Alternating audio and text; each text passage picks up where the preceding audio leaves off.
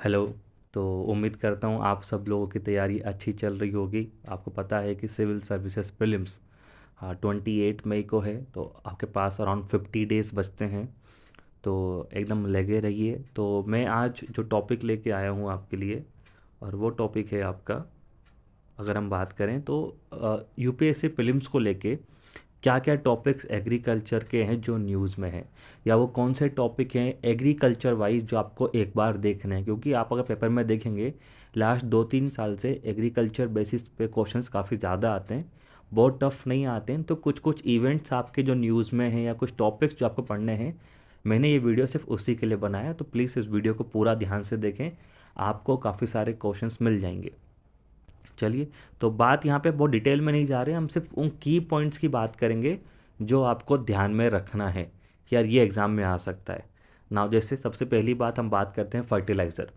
Fertiliser बहुत दिनों से न्यूज़ में चल रहा है, उसकी वजह बहुत सारी है। वजह मैं क्लियर भी करता हूँ क्यों है। एक तो अभी गवर्नमेंट ने बनाया है फर्टिलाइज़र फ्लाइंग स्क्वाड। ठीक है, ये पहली बार बनाया गया है। क्यों बनाया गया है? ताकि जो हमारे यहाँ पे क्या होता है, मोस्टली जो फर्टिलाइज़र्स है, मोस्टली यूरिया, वो डाइवर्ट कर दिया जाता है। डाइवर्ट मीन्स खेती में न लगाते हुए उसे दूसरे कामों में लगाया जाता है, या इंडिया में यूज़ नहीं करते उसको नेपाल भेज देते हैं, बांग्लादेश भेज देते हैं। ब्लैक मार्केटिंग होती है, उसमें मिलावट हो जाती है। उन सबको चेक करने के लिए हमने बनाया है फर्टिलाइजर स्क्वाड। तो पहले पता होना चाहिए इंडिया में कौन से फर्टिलाइज़र यूज़ होते हैं। फर्टिलाइज़र बहुत सारे यूज़ में होते हैं, लेकिन जो मोस्ट कॉमन इंडिया में है वो 3 टाइप के हैं। यूरिया, यूरिया मोस्टली यूज़ होता है नाइट्रोजन के लिए। DAP, that is di ammonium phosphate, ये होता है आपके फॉस्फोरस के लिए। और म्यूरेट ऑफ पोटाश जो होता है आपके पोटेशियम के लिए। तो ये एनपीके वाले जो आपके 3 मेजर फर्टिलाइजर्स होते हैं। नाउ इसी के साथ जुड़ा हुआ टर्म होता है न्यूट्रिशन बेस्ड सब्सिडी या न्यूट्रिएंट बेस्ड सब्सिडी, एनबीएस। याद रखिएगा, एनबीएस दी जाती है आपकी डीएपी और एमओपी के ऊपर, मीन्स फॉस्फेट और पोटेसिक फर्टिलाइजर्स पे। क्या होता है एनबीएस? एनबीएस में क्या होता है, जो आप फर्टिलाइजर्स का जो आप बना रहे हैं, जो बैग तैयार कर रहे हैं, उसमें कितनी मात्रा में न्यूट्रिएंट आपने यूज़ किया है, तो पर केजी न्यूट्रिएंट के हिसाब से आपको सब्सिडी दे दी जाती है। फॉर एग्जांपल आपने इतना किलो कुछ यूज़ किया है, तो गवर्नमेंट आपको सब्सिडी दे देगी उन न्यूट्रिएंट के बेसिस पे, ये कितना पोटाश डाला है, कितना फॉस्फेट डाला है, उस बेसिस पे। इसमें प्राइस जो फिक्स करती है कि कितने में बेचना है मार्केट में, वो कंपनी तय करती है। याद रखिएगा, गवर्नमेंट तय नहीं करती है डीएपी एमओपी की प्राइस, वो तय करती है कंपनीज। हालांकि कंपनी को सब्सिडी देती है गवर्नमेंट ताकि प्राइस मेंटेन करे। तो इट इज़ डी कंट्रोल्ड है बट रेगुलेटेड है। ठीक है, ये पॉइंट याद रखिएगा। बहुत लोग गलती करते हैं कि प्राइस कौन फिक्स करता है। प्राइस कौन फिक्स करता है? कंपनी करती है। उसके बाद हम लोग बात करें, देन दूसरा होता है यूरिया, जो मैंने कहा। तो ना यूरिया में क्या चलता है, यूरिया की जो एमआरपी है वो गवर्नमेंट फिक्स करती है। याद रखिएगा, गवर्नमेंट फिक्स करती है यूरिया की प्राइस। ठीक है, और जो यूरिया बना रहे हैं, जो कंपनीज यूरिया बनाती हैं, उनको उनकी जो कॉस्ट ऑफ प्रोडक्शन है, उनकी जितनी लागत लगती है, उस पर गवर्नमेंट उनको देती है सब्सिडी। ओके, आपने बनाया 500 रुपये का बैग पड़ रहा है आपको, तो गवर्नमेंट आपको देगी 250 रुपये, 250 रुपीज़, ताकि आप 250 में बेच सको। तो ये मिलता है कंपनीज़ को। ठीक है, कंपनीज़ को मिलता है, और उनको बोला जाता है कि आपको फिक्स एमआरपी भेजना है। तो मीन्स यूरिया की प्राइस गवर्नमेंट डिसाइड करती है, जबकि डीएपी एमओपी कंपनी डिसाइड करती है। दोनों में डिफरेंस याद रखिएगा। इसीलिए यूरिया की प्राइसिंग क्या होती है, काफ़ी ज़्यादा इनफेक्टिव है। फॉर एग्जांपल, जो कंपनी जितना ज़्यादा महंगा बनाएगी उसको उतनी ज़्यादा सब्सिडी मिलेगी। तो इसमें एफिशिएंसी कभी आ ही नहीं सकती, ये इसका बड़ा क्रिटिसिज्म भी होता है। ठीक है, यूरिया प्राइसिंग को लेकर, तो ये आपको याद रखनी है। ठीक है, दोनों आपको कवर करना है, यूरिया और डीएपी एमओपी। और एक और न्यूज़ में क्यों है, क्योंकि हम मोस्टली डीएपी एमओपी हम पूरा इंपोर्ट ही करते हैं मोस्टली, और वो यूक्रेन वॉर के थ्रू क्या हो रहा है, सप्लाई काफ़ी ऊपर नीचे हो चुकी है, तो प्राइस काफ़ी हाई चल रही है। इसके अलावा कुछ और बातें जान लो। यूरिया, हम बात करें जो भारत में जो नाइट्रोजिनस फर्टिलाइजर्स हैं, मतलब जो हम नाइट्रोजन को बढ़ाने के लिए यूज़ करते हैं, उसमें कम से कम 80% हम यूरिया ही यूज़ कर रहे हैं। और यूरिया की दिक्कत क्या है, इसकी एफिशिएंसी काफ़ी कम है। सिर्फ 30 से 50% नाइट्रोजन ही हम उसको यूज़ कर पाते हैं, बाकी सब लीच हो जाता है, मीन्स बाहर वेस्ट हो जाता है। और ये वेस्ट होने से क्या होता है, आपको मिलता है फिर nitrogen pollution. Okay, nitrogen pollution हो जाता है। आपने वर्ड सुना होगा यूट्रोफिकेशन। ये सारी चीज़ें आपको देखने को मिलती, क्योंकि नाइट्रोजन पूरा हम यूज़ कर ही नहीं पाते हैं। ठीक है, देन इसके बाद हम लोग बात करें जो एक नया ये चांसेस ज़्यादा है बनने का, नैनो यूरिया एक बड़ा चीज़ यूज़ में आया है। नैनो यूरिया, तो व्हाट इज़ नैनो यूरिया? ये एक लिक्विड फर्टिलाइजर्स है जिसको हमने नैनो पार्टिकल की फॉर्म में बनाया है। तो हमने यहाँ पर नैनो टेक्नोलॉजी का यूज़ किया है नैनो यूरिया के अंदर। बनाया किसने इसको? इफ़को। तो आपको इफ़को पढ़ के रखना है कि इफ़को क्या है, क्योंकि उसने इसको पेटेंट कराया है। ओके। इसके बाद ना खासियत क्या है नैनो यूरिया की, अगर हम बात करें तो उसकी खासियत है, सबसे बड़ी बात तो है उसकी हाई एफिशिएंसी। जो कन्वेंशनल यूरिया मैंने देखा कि मोस्टली बेस्ट हो जाता है, इसकी 80 से 90% एफिशिएंसी होती है, जो अच्छी बात है। दूसरा, इसका सरफेस टू मास रेशियो जो हम बात करते हैं काफ़ी हाई है, इसलिए ये न्यूट्रिएंट्स धीरे धीरे धीरे पूरा अच्छे से रिलीज़ कर पाता है। और सबसे बड़ी बात है, इसमें कोई केकिंग का इशू नहीं है। केकिंग मतलब क्या है? लाइक अगर आप पाउडर फॉर्म फर्टिलाइजर्स ला रहे हैं, उनमें हल्का सा मॉइस्चर आ गया, पानी आ गया, तो उनका केक बन जाता है, वो एकदम पत्थर जैसे हो जाते हैं, स्टोन टाइप के, तो यूज़ में नहीं आते, वेस्ट चले जाते हैं। क्योंकि ये लिक्विड में है तो इसको आप लंबे समय तक स्टोर कर सकते हो और इजीली ये ख़राब भी नहीं होते, इसमें केकिंग वाला इशू भी नहीं होता। और ये सस्ते हैं as compare to urea. Urea का आप एक पूरा बैग यूज़ करें, उधर एक बोतल में काम हो जाता है, तो काफ़ी सस्ता पड़ता है ये आपको।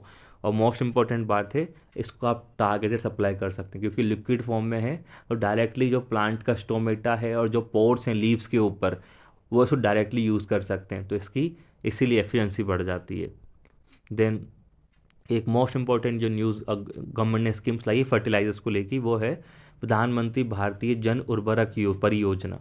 इसका जो नाम है वो ये है, one nation one fertilisers.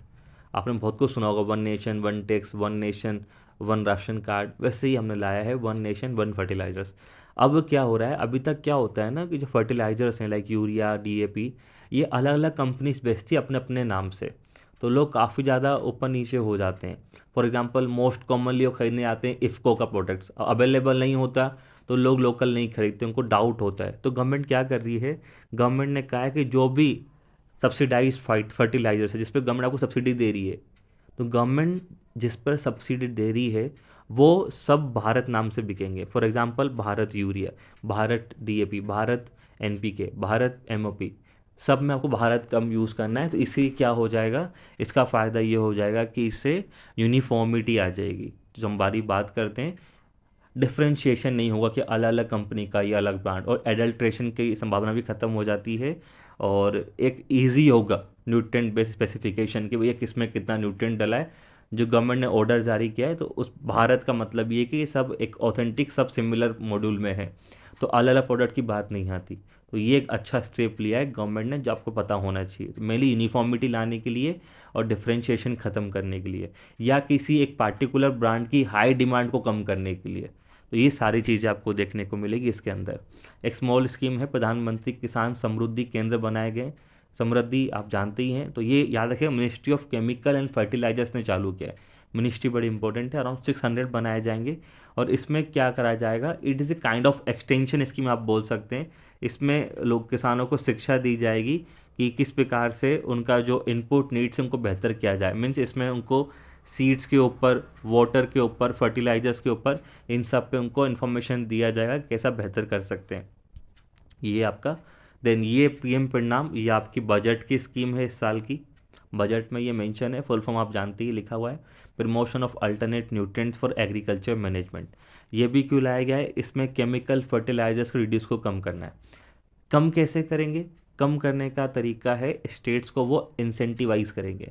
Means states को कुछ ना कुछ इंसेंटिव दिए जा रहे हैं ताकि स्टेट्स बाकी काम करें। तो ये वर्ड याद रखिएगा, इसमें सेंट्रल गवर्नमेंट स्टेट्स को इंसेंटिवाइज कर रही है, ना कि फार्मर्स को, ना कि किसी और को। डायरेक्टली स्टेट से बात की जा रही है कि स्टेट कैसे, पावर स्टेट को दिए, काम दिया स्टेट को कि आपको फर्टिलाइजर्स कम करना है, उसके बदले में आपको हम इंसेंटिव दे रहे हैं। ये माइंड में रखिएगा। तो इसमें कोई पैसा दिया नहीं जाएगा, जो पैसा आप बचाएंगे, जो स्टेट गवर्नमेंट बचाएगी सब्सिडी के थ्रू, लाइक उन्होंने जो अभी सब्सिडी दे रही होती है, या जो गवर्नमेंट पैसा दे रही है, स्टेट या सेंटर जो पैसा दे रहा है, वो पैसा जो बचेगा उसका जो गवर्नमेंट है इसमें यूज़ करने वाली है। तो कोई नया पैसा नहीं दिया जा रहा, जो सब्सिडी अभी गवर्नमेंट दे रही है, क्योंकि फर्टिलाइजर सब्सिडी काफ़ी ज़्यादा हाई है, उसमें जो पैसा बचेगा उसके थ्रू हम क्या करेंगे, इस स्कीम को फाइनेंस करेंगे। क्या होगा अब, जो सेविंग्स हुई है, जो भी सेविंग्स हुई है आपने जो बचाया है फर्टिलाइजर्स में, उसका 50% स्टेट को सीधा ग्रांट के रूप में दिया जाएगा। ओके, जिसने पैसा बचाया है, लाइक एग्जांपल एमपी ने पैसा बचाया है, तो एमपी को उस बचाए हुए पैसे का 50% डायरेक्टली ग्रांट में मिलेगा। ठीक है, अब क्या होगा, ये जो ग्रांट है आपका, इस ग्रांट को फिर उनको पावर दी गई है कैसे यूज़ कर सकते हैं। 70% जो ग्रांट है वो एसेट क्रिएशन या दूसरे फर्टिलाइजर्स के यूज़ करने में यूज़ कर सकते हो, और 30% पैसा स्टेट चाहे तो फार्मर्स, पंचायत, एफपीओ और एसएचजी को इंसेंटिवाइज कर सकता है। मतलब ये है, यूनियन गवर्नमेंट स्टेट को इंसेंटिवाइज करेगी, स्टेट चाहे तो फार्मर्स को इंसेंटिवाइज कर सकता है ना। तो ये माइंड में बड़ा क्लियर करिएगा एकदम क्या है पीएम परिणाम। सेंट्रल गवर्नमेंट स्टेट को इंसेंटिवाइज कर रही है, और स्टेट को बोला गया है कि 70% पैसा आप एसेट क्रिएट करें या दूसरे फर्टिलाइजर्स का यूज़ करें, और 30% जो पैसा बचता है, जो ग्रांट आपको मिल रहा है, उसमें से आप इंसेंटिवाइज कर सकते हैं फार्मर्स को, पंचायत को और आपकी। और इसके लिए IFFMS का हम यूज़ कर रहे हैं, जो हमारा पूरा एक डेटा, एक डैशबोर्ड है जहाँ पे हम पूरे फर्टिलाइजर्स की सारा कैलकुलेशन होता है, उसका यहाँ पे पूरा यूज़ करने वाले हैं पीएम परिणाम के अंदर। इसके बाद हम लोग बात करते हैं जो नेक्स्ट मेजर स्कीम न्यूज़ में है, जो आपको पता होनी चाहिए, वो है एग्रीकल्चर इंफ्रा फंड। मैंने एक वीडियो अपलोड कर रखा है इकोनॉमिक सर्वे को लेके, इकोनॉमिक सर्वे एग्रीकल्चर, तो प्लीज़ उसको देख ले, उसमें ये स्कीम मैंने डिटेल में बताई है। और सिमिलर प्रधानमंत्री formalisation of food processing scheme, जिसमें 1 डिस्ट्रिक्ट 1 प्रोडक्ट चालू किया गया है, ये भी मैंने इकोनॉमिक सर्वे में पढ़ा रखा है। तो एक वीडियो ऑलरेडी है, आप लिंक में मीन्स जो आपका डिस्क्रिप्शन उसमें आप देख सकते हैं। ठीक है, इसके बाद हम लोग आगे चलते हैं। अभी न्यूज़ में है कि इंडिया 11th एग्रीकल्चर सेंसस चालू करेगा। अभी हमारे पास 15-16 का डेटा है, तो 5 साल पुराना डेटा है ना, गवर्नमेंट नया चालू करने वाली है, और ये 11th सेंसस होगी। और सेंसस हम क्यों करते हैं, क्योंकि WFAO जो है आपका फूड एंड एग्रीकल्चर ऑर्गेनाइजेशन, रोम वाला, उसने वर्ल्ड सेंसस ऑफ एग्रीकल्चर वो करवाता है, 1950 से चल रही है, और 1970 से हर 5 साल में होती है। तो इंडियन गवर्नमेंट भी उसको फॉलो करती, तो नहीं होने वाली, तो ये माइंड में रखिएगा।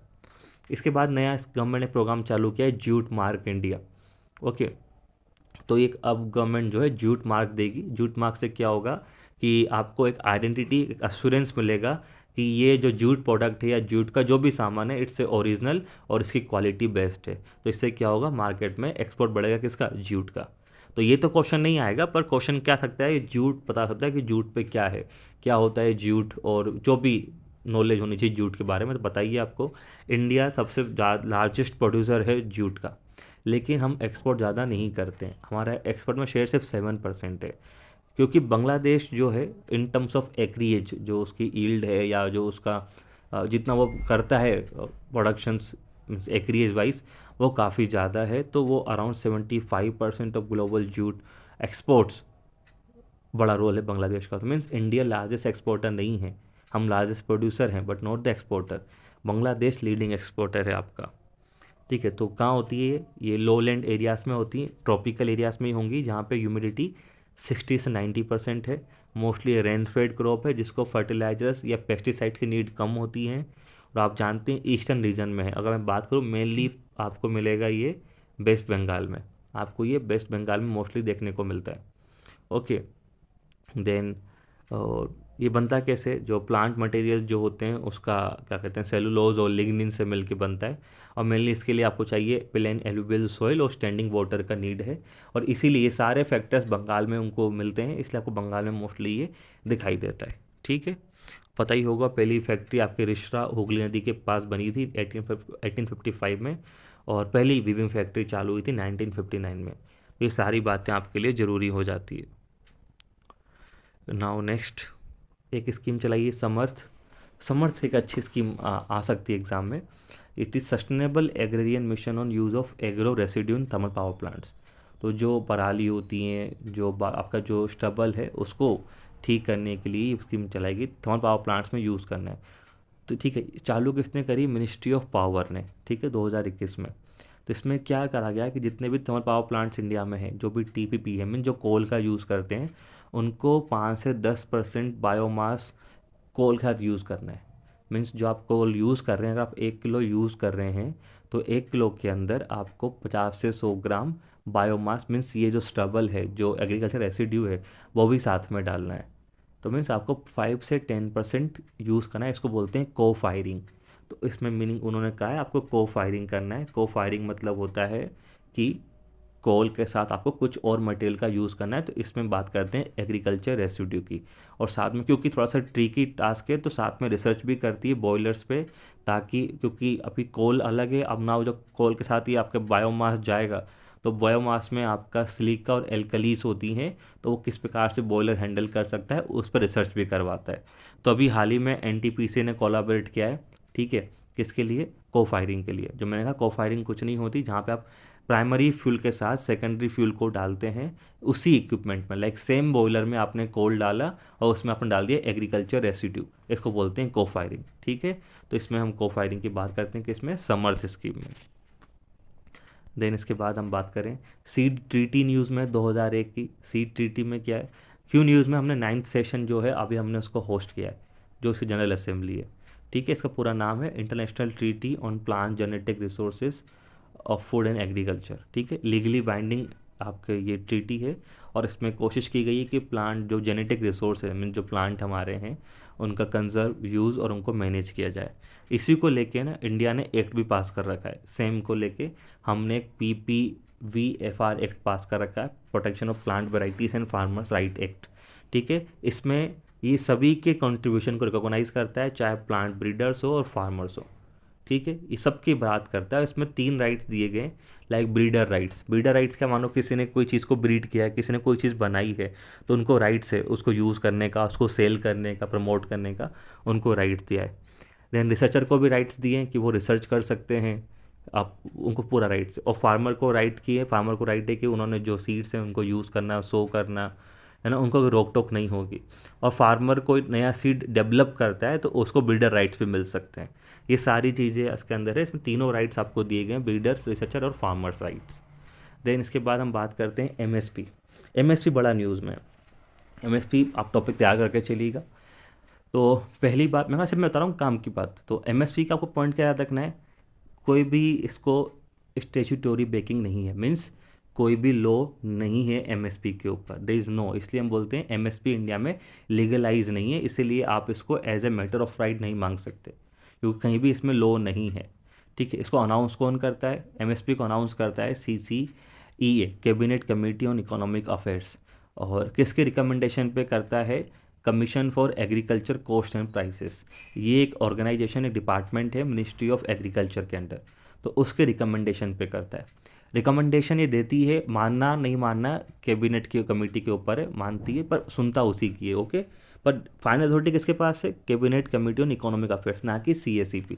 CACP रिकमेंड करता है, तो अगर ऑप्शन में हो ना कि कौन करता है तो आंसर में जाएगा CCEA। रिकमेंड कौन करता है तो CACP, ठीक है। CACP 3 टाइप की कॉस्ट कैलकुलेट करता है, A2, okay, A2 plus FL means family labour, और C2। क्या होता है A2 होता है कि जो भी फार्मर को जो कॉस्ट लग रही है, लाइक सीड्स का पैसा, ओके, फर्टिलाइजर्स का पैसा, पानी का पैसा, जो भी उसको एक्चुअल कॉस्ट लग रही है वो किस में काउंट होती है, A2 में। FL में काउंट होता है फैमिली लेबर, कि जो लाइक घर के लोग जो लगे हम उसको भी काउंट करते हैं, वो भी पैसा लगा ही होगा, तो A2 प्लस FL, ठीक है। तो गवर्नमेंट क्या करती है, गवर्नमेंट जो MSP जारी करती है वो A2 प्लस FL पे करती है, मीन्स जो पैसा लग रहा है प्लस फैमिली लेबर पे कम करती है, ठीक है। A2 प्लस FL पे गवर्नमेंट क्या इंक्लूड नहीं करती, गवर्नमेंट C2 इंक्लूड नहीं करती। C2 में जब आप इंक्लूड क्या हो जाता है, C2 में जो आपने लैंड पे जो आप रेंट दे रहे हैं, जो आपके टैक्सेस लग रहे हैं, जो आपके इंटरेस्ट लग रहे हैं, वो काउंट नहीं, वो काउंट होते हैं C2 में। और गवर्नमेंट लेकिन C2 पे नहीं करती है। और ये जो मॉडल है A2 plus FL plus C2 हम बात करें, ये पूरा मॉडल है स्वामीनाथन कमेटी का, जिन्होंने रिकमेंड किया था। तो गवर्नमेंट उनकी कमीशंस को भी नहीं मांगती है, गवर्नमेंट बात करती है किसकी, A2 प्लस FL, इसमें C2 नहीं करती। तो A2 प्लस FL का 1.5 गुना जो है गवर्नमेंट जारी करती है MSP। याद रखिएगा C2 जारी नहीं होता है, और C2 की ही फार्मर्स मांग करते हैं लगातार कि C2 भी उसमें शामिल किया जाए, ठीक है। अराउंड 22 क्रॉप्स हैं plus sugar cane, total 23 crops पे जारी होता है, या को पता होना चाहिए। 14th खरीफ क्रॉप होती हैं, 6 रबी क्रॉप होंगी, और 2 कोपरा और एक अलग से है, और एक ये है, ठीक है, ये याद रखिएगा। जुड़ा हुआ टर्म है FRP, fair and remunerative price. ये होता है किसके लिए, शुगर केन के लिए। ये गवर्नमेंट प्राइस डिक्लेयर करती है, सेम वही कमिटी करेगी। अब देना किसको होता है, ये मिल्स को। अगर जो भी मिल्स हैं जो किसानों से गन्ने ले रही हैं, केन्स ले रही हैं, तो उनको ये प्राइस देना होगा। और प्राइस डिसाइड कौन कर रहा है, गवर्नमेंट करती है, ना कि मिल ऑनर्स। तो ये याद रखिएगा, एफआरपी गवर्नमेंट देती है। अगर आप पेमेंट डिले करते हो, जो एफआरपी में बोला गया है, डिले करने पे आपको 15% ब्याज पर प्रति ईयर मीन्स पर एनम आपको देना पड़ता है, 15% इंटरेस्ट। और इंटरेस्टिंग, एफआरपी जो है ये आपका एसेंशियल कमोडिटीज़ एक्ट के अंदर जो शुगर कैन कंट्रोल ऑर्डर है उसके अंडर जारी होता है। इट मीन्स एफआरपी को क्या है, लीगल बैकिंग है, एमएसपी को लीगल बैकिंग नहीं है ना। एक और टर्म होता है स्टेट एग्रीड प्राइस, ये स्टेट जारी करती है और ये एफआरपी से जनरली हायर होता है। एफआरपी से कम तो कुछ हो नहीं सकता, गवर्नमेंट कई स्टेट गवर्नमेंट 50-60 रुपये ऊपर जारी कर देती है, तो उसको हम बोलते हैं state agreed price. Okay, now rubber news में है, क्योंकि ये इस साल मेंस में भी क्वेश्चन था। तो मेंस में जो क्वेश्चन जो थीम होती है वो प्री में रिपीट हो जाती है। तो क्या है रबर, तो रबर की हम बात करें तो सबसे बड़ा प्रोड्यूसर कौन है, केरला। रबर कैसे बनता है, सिमिलर ये नेचुरल पॉलीमर जो है आइसोप्रीन का एक पॉलीमर होता है।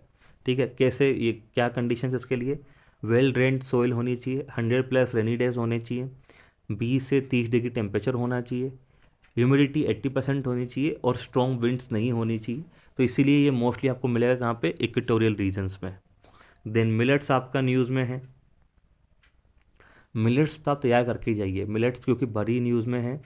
तो मिलेट्स होती क्या है, पहली बात तो स्मॉल सीडेड ग्रास होती हैं। This is interesting, this is not a plant, ये ग्रासेस में हम इसको काउंट करते हैं कि स्मॉल सीड्स ग्रासेस होती हैं। सबसे बड़ा प्रोड्यूसर इसका कौन है, राजस्थान। और गवर्नमेंट ने इसको क्या नाम दिया है बजट के अंदर, श्री अन्न। ठीक है, तो श्री अन्न भी इसी को ही कहते हैं। बताइए आपको 2023 क्या है, इंटरनेशनल ईयर ऑफ, हमने मिलेट्स को हमने दिया है इसको, तो ये पता होना चाहिए आपको, श्री अन्न इसका कहा गया है। इसकी खासियत क्या है, बड़ा शॉर्ट ग्रोइंग सीजन है, 70 से 100 दिन। जनरली 120 दिन लगते हैं गेहूं को या वीट को, राइस को, लेकिन एक कम में होती है। पानी भी 300 से 500 मिलीमीटर का इसको एक रेंज चाहिए होता है, जबकि बाकी में 800+ लग जाता है। पुअर सोइल में भी हो सकती है, इसको बहुत हाई फर्टाइल सोइल की नीड नहीं है। मोस्टली इंडिया में रेन फेड एरियाज में होती हैं, जहाँ पे ड्राई लैंड है वहाँ पे होती हैं, और मोस्टली खरीफ है, मोस्टली खरीफ होती हैं। सबसे ज़्यादा इंडिया में क्या होता है, बाजरा। ओके, ये आपको याद रखना, सबसे ज़्यादा इंडिया में बाजरा होता है ना। एक टर्म बड़ा न्यूज़ में है, डेट इज़ पेर बॉइल्ड राइस। पेर बॉइल्ड क्या होता है, ये तेलंगाना का न्यूज़ में था। तेलंगाना गवर्नमेंट और सेंट्रल गवर्नमेंट पर लड़ाई चल रही थी बड़ी मात्रा में पेरा बॉइल्ड राइस को लेके, तो ये बड़ा न्यूज़ में था। व्हाट इज़ पर बॉइल्ड राइस, एक प्रोसेस होती है जहाँ पे जो आपका पेडी है उसको पानी में सोख के स्टीम करके ड्राई करते हैं, ता और उसका आउटर जो लेयर है, हस्क जो, उसको रखते हैं, है ना। ये एक यूनिक टाइप का राइस है जो तेलंगाना में काफ़ी चलता है। तो क्या हुआ था, सेंट्रल गवर्नमेंट ने इसको प्रोक्योर करने से मना कर दिया था या कुछ लिमिट लगा दी थी। तो तेलंगाना इसको विरोध कर रहा था क्योंकि इसको काफ़ी लोग कम मात्रा में कंज्यूम करते हैं, तो ऐसा कुछ इशू आ गया था। दे में आस्क अबाउट पेरा बॉइल्ड राइस। ठीक है, परबोल्ड राइस सिंपल सा है, उसको मीन्स वेट करके और स्टीम करके ड्राई करते हैं और उसका आउटर हस्क को मेंटेन करते हैं। ठीक है, तो इससे राइस थोड़ा सा हार्ड हो जाता है, ब्रेक कम होता है ड्यूरिंग मिलिंग के समय। तो ये तेलंगाना को लेके इशू था। देन शुगर की हम बात करें, शुगर अभी न्यूज़ में है। इंडिया ने अपने अभी तक का सबसे बड़ा एक्सपोर्ट किया है शुगर का। और क्यों करा है, क्योंकि हमने थोड़ी स्ट्रेटेजी चेंज की है। तो चेंज क्या करी हमने, और मार्केट तलाश है, हमने इंडोनेशिया नियर बाय मार्केट तलाश है, हमने अफ्रीका का मार्केट सोचा है। तो हमारा जो कॉम्पिटिटर है ब्राज़ील, हमने उससे बेहतर परफॉर्म किया है इस मामले को लेके। तो हमारी रो शुगर, फिनिश शुगर दोनों एक्सपोर्ट में इंक्रीज़ हुआ है लगातार। ठीक है, तो क्यों है, तो नॉर्थ में भी होता है और तो है, वो तो हमारे काम का नहीं, लेकिन मेन पार्ट ये है कि शुगर का न्यूज़ में आ सकता है कि क्या है शुगर, क्या रिक्वायरमेंट्स होती हैं। तो शुगर हमारे पास दो इलाकों में होती है, नॉर्थ में और साउथ में। ठीक है, साउथ में यूनिक क्या है, साउथ में पूरे साल भर ट्रॉपिकल क्लाइमेट होता है, तो इसलिए यहाँ पे हाई सुक्रोज कंटेंट है और इसीलिए वहाँ पे जो यील्ड भी ज़्यादा होती कंपेयर टू नॉर्थ। एंड सबसे बड़ा प्रोड्यूसर कौन सा है इसका, महाराष्ट्र, फिर यूपी आता है और फिर आता है कर्नाटका। ओके, DMH-11 आपको तैयार करना है, क्योंकि DMH-11 का अभी इन प्रिंसिपल अप्रूवल मिला था, कई सारे लोग विरोध कर रहे थे। तो DMH-11 क्या है, किसने बनाया, दीपक पेंटल जो दिल्ली यूनिवर्सिटी के हैं, उन्होंने बनाया था ट्रांसजेनिक टेक्नोलॉजी। तो ये भी एक जेनेटिक मॉडिफाइड क्रॉप्स हैं। ठीक है, पर ये क्या चीज़ है, ये एक हाइब्रिड है। हाइब्रिड ये एक क्रॉप है ना। ये this is not herbicide tolerant. एक होता है ना HT होते हैं क्रॉप्स, या किसी को बीड से पेस्टिसाइड्स बचाने के लिए लाएं, ऐसा नहीं है। क्या होता है ना, मस्टर्ड के प्लांट्स में क्या होता है, मस्टर्ड के प्लांट में फीमेल पार्ट और मेल पार्ट अलग अलग होते हैं, ठीक है। तो ये थोड़ा सा उन्होंने इसको ट्रांसजेन टेक्नोलॉजी के थ्रू कंबाइन करके बनाया, ये हाइब्रिड है, ठीक है। इसमें मेल और फीमेल पार्ट दोनों साथ में होते हैं इसके अंदर, DMH11 के अंदर। तो प्लीज़ इसको पढ़ के जाइएगा, ये चांसेस आ सकते हैं। 2016 में शायद ये क्वेश्चन आया है, आप चेक कर सकते हैं। देन ये एक न्यूज़ में है, आशियान पाम ऑयल अलायंस। तो ये जो ऑयल इंडस्ट्रीज़ हैं इंडिया और उसके नेबरहुड वाली 5 major palm oil importing country, that is India, Pakistan, Sri Lanka, Bangladesh, Nepal में हमारी नेबर वाली, उनके 5 इंडस्ट्री बनाई है। क्यों बनाई है? ताकि कलेक्टिव बार्गेनिंग कर सकें। और जो पाम ऑयल की लगातार निगेटिव इमेज बन रही है, आप न्यूज़ में पढ़ते भी होंगे, पाम ऑयल को यूरोपियन नेशन, EU जो है, यूरोपियन यूनियन ने टैक्स उस पर इंटरेस्ट बढ़ा दिया, मीन ड्यूटी बढ़ा दी है, और पाम ऑयल का इंपोर्ट कम करने से मना कर रहे हैं। तो पाम ऑयल का बड़ा इशू चल रहा है आजकल। तो पाम ऑयल के निगेटिव इमेज को चेंज करने के लिए ये बनाया गया है। इंडोनेशिया, मलेशिया 2 बड़े पाम ऑयल प्रोड्यूसर हैं, पूरे वर्ल्ड का 90% वो प्रोडक्शन करते हैं। इशू ये है कि पाम ऑयल प्लांटेशन वाली खेती है, और इसके लिए वहाँ पे रेन फॉरेस्ट काटे जा रहे हैं।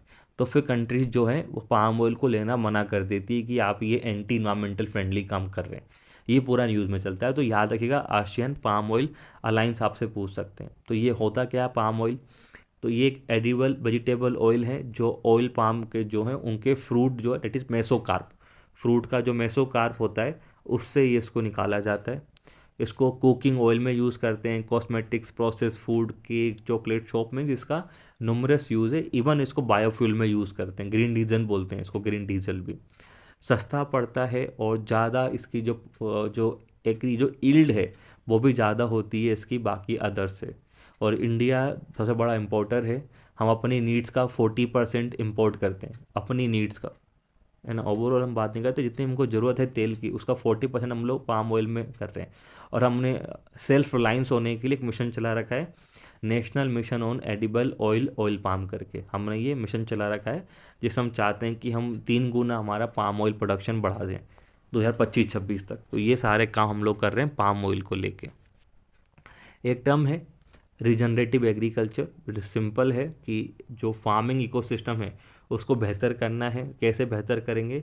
जो इनपुट्स हैं उन पर ध्यान दिया जाता है, वाटर, फर्टिलाइजर, सीड्स वगैरह पे, और सोइल हेल्थ पर ध्यान दिया जाता है, डेट इज़ रीजनरेटिव एग्रीकल्चर। एक बड़ा टर्म न्यूज़ में है, that is rice fortification. Rice fortification क्या होता है? कुछ नहीं होता है, जो फोर्टिफाइड राइस कर्नल्स हैं उसको हम जोड़ते हैं किससे? जो आपके ओरिजिनल हैं उसमें हम iron, vitamin B12, folic acid जोड़ते हैं 1 से 100। मतलब ये कि 1 part of this fortified colonel's 100 part of rice, ऐसे हम लोग काम करते हैं राइस फोर्टिफिकेशन। कुछ नहीं होता, क्या होता है समझ लो, राइस पाउडर होता है।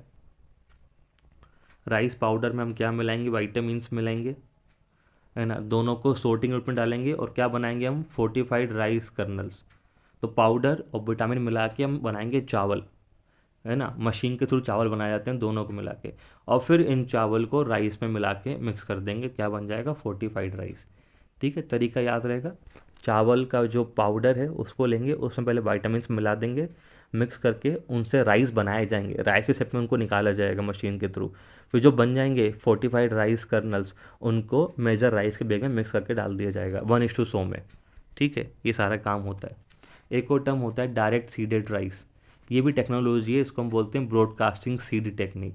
और एक वाटर कंज्यूमिंग मेथड है सोइंग पैडी का, मतलब तरीका है धान उगाने का या चावल उगाने का। इसमें क्या होते हैं, डायरेक्टली फील्ड के अंदर सीड्स को डाल दिया जाता है, और इससे क्या होता है? पानी बचता है, ठीक है। और बाकी जो भी कॉमन तरीका है वो ये होता है कि पहले हम वो पौध लगाते हैं, प्लांट्स लगाते हैं पानी के अंदर, तो बहुत पानी यूज़ होता है, वाटर लोड कंडीशंस होती हैं, तो बहुत दिक्कत आती है, मीथेन गैस रिलीज़ होती है। तो उन सबको काउंटर करने के लिए डायरेक्ट सीडेड राइस लाएं। डायरेक्ट आपको राइस लगाना है, इससे पानी की बचत होती है। तो ये भी एक न्यूज़ में है।